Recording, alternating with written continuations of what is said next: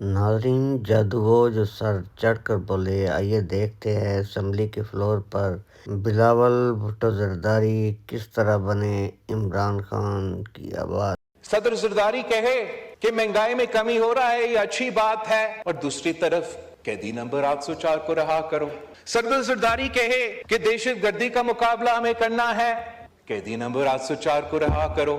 सदर जरदारी कहे कि फलस्तीन के मजलूम अवाम और कश्मीर के मजलूम अवाम की नंबर 804 को रहा करो। सदर जरदारी कहे कि महंगाई में कमी हो रहा है, ये अच्छी बात है, और दूसरी तरफ कैदी नंबर 804 को रहा करो। सदर जरदारी कहे कि दहशतगर्दी का मुकाबला हमें करना है, कैदी नंबर 804 को रहा करो।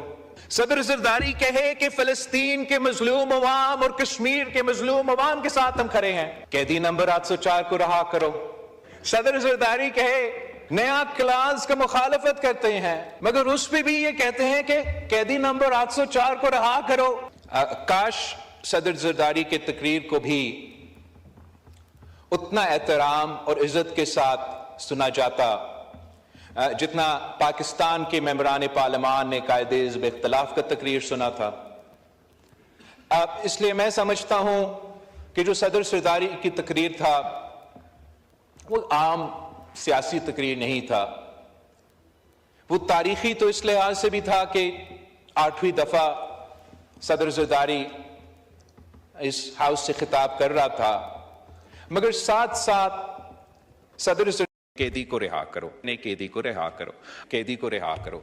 अगर आप एग्रीकल्चर की बात करें, उनका कोई दिलचस्पी नहीं है, वो सिर्फ कहते हैं कि कैदी को रिहा करो। आप अगर दहशतगर्दी के लिए हाथ्स एंड माइंस पे चाहते हो कि दहशतगर्दी के मुकाबला करने के लिए अवाम को कोई फायदा मिले, वो कहते हैं नहीं कैदी को रिहा करो। हम कहते हैं कि दहशतगर्दों का मुकाबला करना है, बलोचिस्तान में नौ बम धमाके हुए हैं, कैदी को रिहा करो।